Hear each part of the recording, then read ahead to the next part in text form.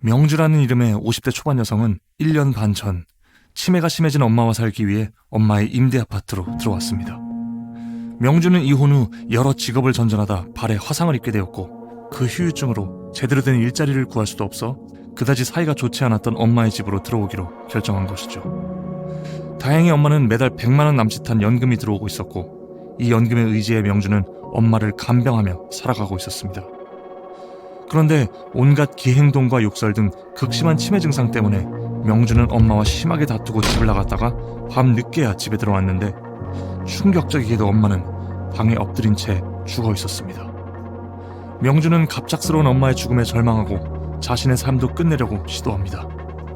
하지만 이는 실패로 돌아가고 다음날 명주는 마음을 바꿔 엄마의 시신을 미라로 만들기로 결심합니다. 기초수급자 자격 신청에도 번번이 실패하는 명주는 그래야만 당분간 엄마의 연금으로라도 살아갈 수 있을 테니까요. 그런데 시신에서 냄새가 나기 시작하고 엄마의 친구라는 할아버지, 이혼 후 떨어져 살던 딸이 접근해 오기 시작하자 내장의 필요성이 점차 시급해졌습니다.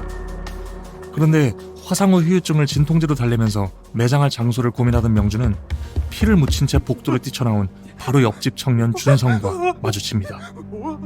명주의 옆집에 사는 준성은 고등학교 때부터 뇌졸중과 알코올성 치매가 있는 아버지를 돌보며 사는 26살의 청년이었죠.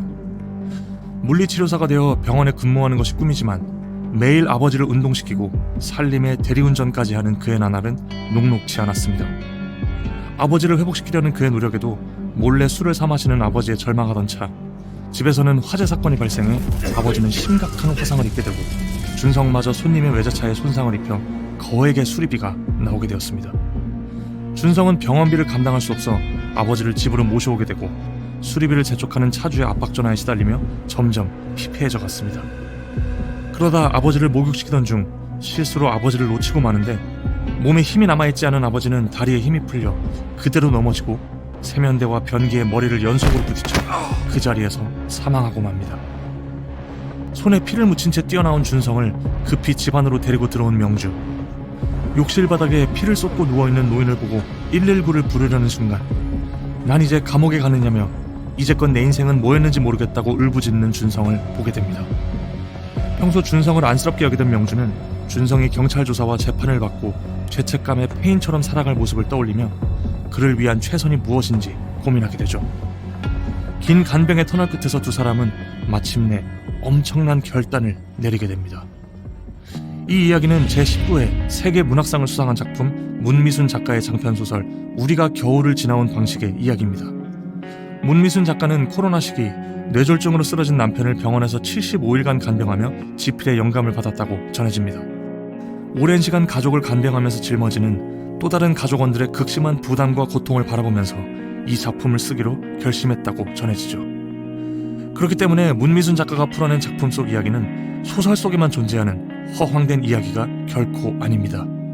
현실 세계에서는 소설보다도 더한 간병인과 피간병인 간의 기가 막힌 사건들이 벌어지고 있죠. 2021년 대구광역시 수성구의 한 주택에서 뇌졸중으로 쓰러진 50대 아버지를 1년간 간병하던 20대 아들이 아버지를 방치해 숨지게 한 사건. 2024년 태안군의 한 부부가 1형 당뇨병을 앓던 딸을 간병하다 경제적 어려움을 극복하지 못하고 함께 차 안에서 스스로 목숨을 끊은 사건. 2024년 뇌경색으로 장기 투병 중이던 아내를 10년간 간병해온 경남 양산시의 50대 남성이 실직 이후 심각한 경제난에 시달리다가 아내를 살해한 사건. 이 모든 사건들은 그저 가족의 의무를 다하지 못한 폐륜적인 사건으로만 보아야 할까요?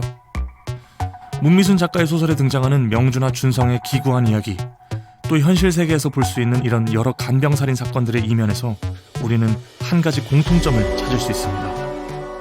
그것은 가족을 간병하기 위해 자신의 삶 전체를 희생해야 하는 또 다른 가족 구성원들의 비참한 현실이 존재하고 있다는 점입니다. 가족을 간병하기 위해 또 저소득 간병인 가족들이 최소한의 인간적인 삶을 살아가기 위해서라도 절실히 필요한 것은 돈이지만 돌봄에 시간과 체력이 메어버린 이들은 제대로 된 경제활동을 하는 것조차 불가능합니다. 그렇기에 사회에서 이 부담을 같이 해주지 않으면 간병인 가족의 삶은 매우 위태로워지죠. 이런 현실 속에서 우리는 생각해보게 됩니다. 아픈 가족을 부양하는 부담이 오롯이 그 가족 구성원에게 대부분 전가되어야만 하는 것이 과연 옳은 것일까요? 이 질문에 답하기 전에 먼저 생각해 봅시다. 한국에서 가족이란 무엇일까요? 한국 사회와 한국인의 특성을 규명해온 많은 연구들에서 공통적으로 언급하는 특성은 바로 가족주의입니다. 자, 여기 사회가 있고 여기 개인이 있습니다. 가족주의는 사회의 최소 구성 단위가 개인이 아닌 가족이며 개인은 가족을 통해서만 사회와 관계를 맺을 수 있는 존재 방식을 의미합니다. 개인이 가족을 통해서 사회와 관계를 맺을 수 있다는 말은 가족을 떠나서는 사회의 구성원으로서 지위와 역할을 점유할 수 없기에 개인 생애 과정의 목표란 개인적 성취가 아니라 가족의 존속과 성취가 될 수 있다는 말이기도 합니다. 모든 가치가 가족의 유지나 존속과 관련되고 가족의 단결과 가족의 공동 이익을 추구하는 이 가족주의는 많은 학자들이 한국인의 중요한 가치관으로 보고 있습니다.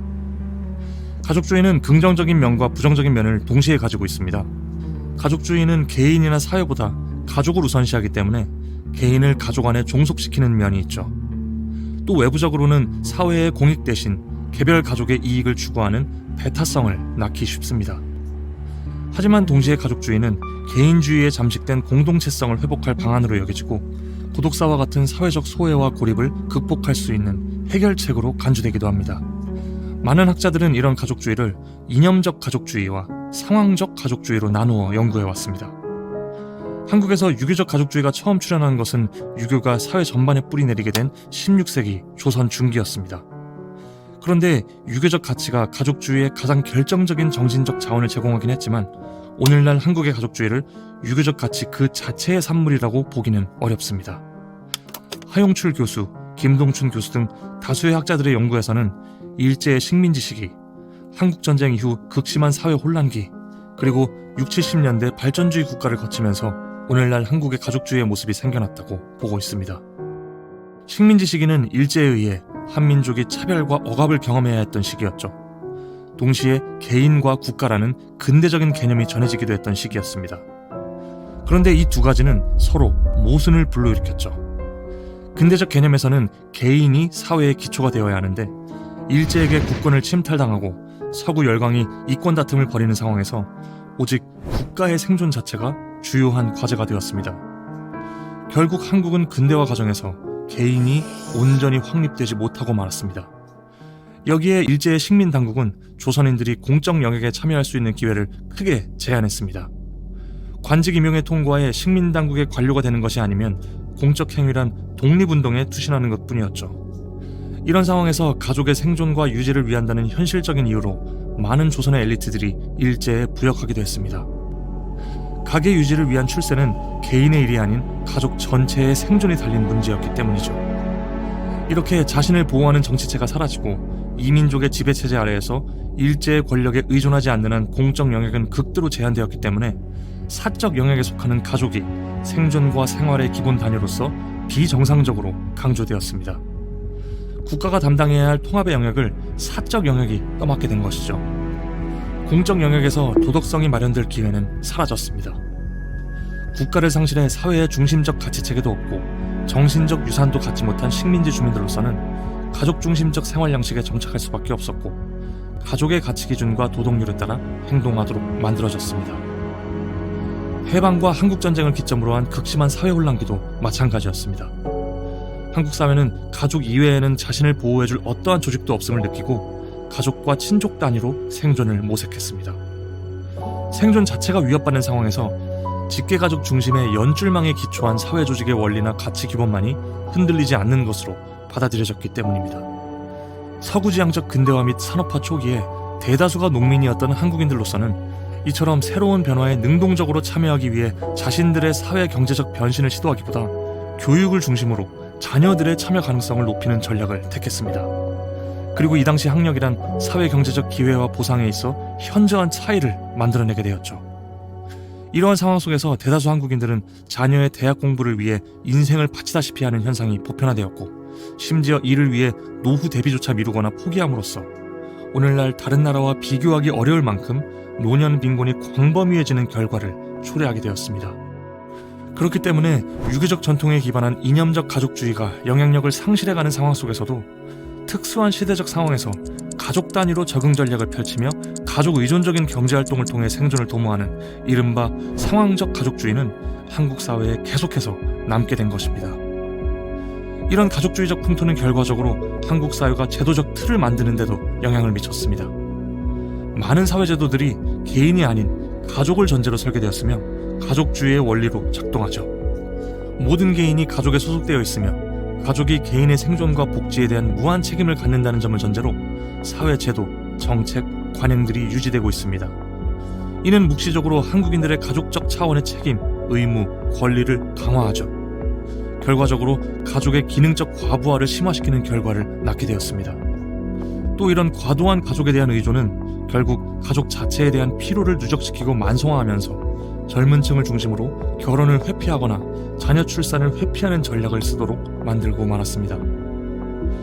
부양의 관점에서 한국의 가족을 한번 생각해 봅시다. 스스로의 부양 능력이 없는 미성년자나 노인 같은 가족 구성원을 부양하기 위해 경제적 자원을 공유하는 것은 가족의 존재 이유이기도 하죠. 예를 들어 부모가 자녀를 부양하는 것은 어느 사회나 당연하게 받아들여집니다. 그런데 한국 사회에서는 부조적인 부양 이상의 책임이 부모에게 기대되죠. 성인기로 전환되는 과정에서 필요한 교육비, 결혼 비용, 주택 마련 비용, 심지어 결혼 후 초기 생활비와 자녀들 양육까지 부모가 부담하도록 기대되기도 합니다. 이러한 부담 때문에 부모 자신의 노후 생활은 재정적으로 취약해지죠.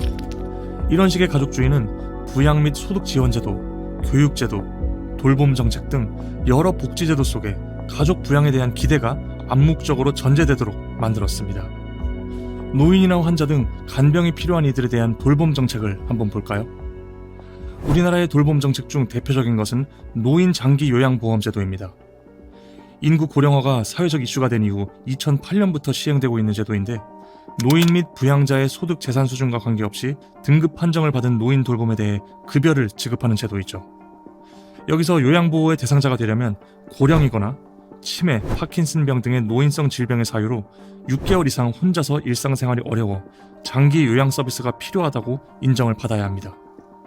여기서 등급별로 인정되는 기준은 이렇습니다. 1등급처럼 전적으로 다른 사람의 도움이 필요하다는 것은 하루 종일 누워서 스스로 전혀 움직일 수도 없는 와상 상태를 의미하고 2등급의 경우 식사나 배설, 옷 벗고 입기에서 상당 부분 다른 사람의 도움이 필요하다는 것을 의미하죠.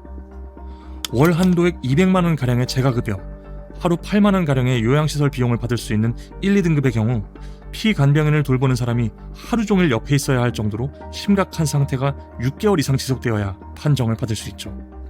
3에서 5등급은 집에 최대 3시간 정도만 요양보호사가 오는 재가 서비스만 이용할 수 있습니다.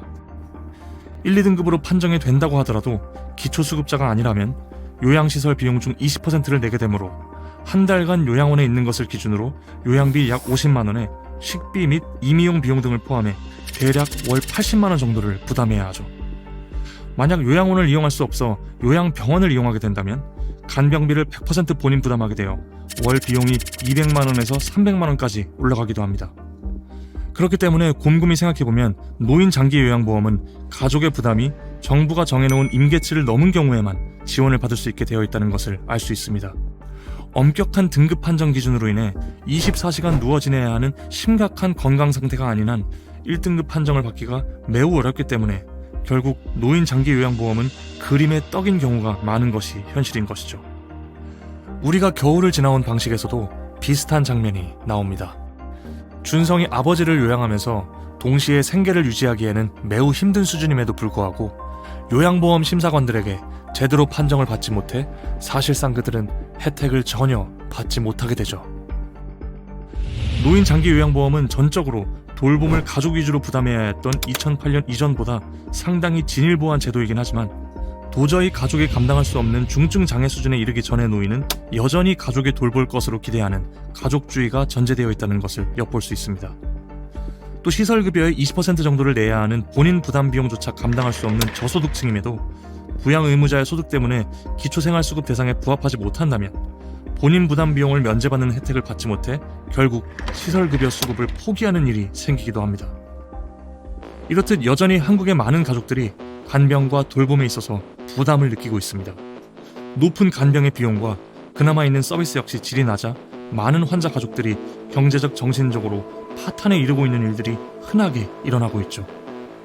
하지만 돌봄 서비스 역시 수요와 공급의 불일치로 20여 년 뒤면 돌봄 서비스 분야의 인력 부족이 최대 155만 명에 이를 것으로 전망되는 등 매우 시급한 사회적 문제로 대두되고 있습니다. 가족이란 우리가 소외되고 외롭게 느낄 때 유일하게 안식처가 되어줄 수 있는 존재이죠. 하지만 의무와 책임만이 강조된 가족주의 사회 분위기 속에서 피간병인이 다른 가족원들을 육체와 정신적으로 피폐하게 만드는 존재가 될 수밖에 없다면 가족은 어떤 의미를 가지게 될까요? 1992년경부터 한국에도 영향을 미치게 된 세계화의 여파는 시장의 효율성에 절대적인 믿음을 가지고 시장 원리, 경쟁의 원리를 강조하는 신자유주의적인 정책 아이디어가 국내에 본격적으로 도입되도록 했습니다. 신자유주의적인 기조는 시장 원리에 따라 공공부문의 축소, 민영화, 시장화를 촉진시켰죠. 이런 기조에서 사회보장제도는 최저생활보장의 성격을 갖습니다. 단어의 구성에서도 알 수 있듯 사회적 안전망으로서 국가의 책임을 최소화하고 최저의 생활만을 보장하는 복지 혜택을 주는 것입니다. 신자유주의적 관점에서는 빈곤이란 개인적 노력 부족의 결과로, 또 사회복지 프로그램은 근로의욕을 약화시키는 것으로 간주되기 때문에 복지에 있어서도 역시 개인의 책임, 부양 의무가 있는 사람의 책임이 강화됩니다. 이런 정책적 방향성은 오늘날 우리나라 현 정부의 돌봄 서비스 정책에도 계속되고 있습니다. 현재 정부는 돌봄 서비스의 시장화에 박차를 가하고 있습니다. 돈을 더 많이 낼수록 추가적인 요양 서비스를 받을 수 있지만 소득에 따라 받을 수 있는 서비스 질의 격차가 커져 정말 도움이 필요한 저소득 수요자의 서비스 질은 더욱 떨어지게 됩니다. 이렇게 가난과 질병에 대한 책임이 개인에게 더 많이 전가될수록 가족 구성원의 부양 부담은 더욱 커지게 되고 결국 행복의 근원이 되어야 할 가족이 누군가에게는 돌봄 과정에서 지옥과 같은 곳이 되기도 합니다. 소설 우리가 겨울을 지나온 방식에 나오는 명주와 준성의 이야기는 한국이 가진 가족주의와 양극화의 문제, 또 그러한 배경에서 탄생한 우리 사회 돌봄 제도가 가진 문제점 등을 돌아보게 해줍니다. 이들이 끝까지 삶을 포기하지 않고 처참한 상황 속에서도 한 줌의 희망의 불씨를 찾아 고군분투하는 모습에서 사회가 가진 역할의 무력함이 더욱 드러나 보이기도 합니다. 우리가 추구해야 할 진정한 인간적인 사회가 무엇인지 문미순 작가의 우리가 겨울을 지나온 방식을 통해 꼭 한번 확인해 보시기 바랍니다.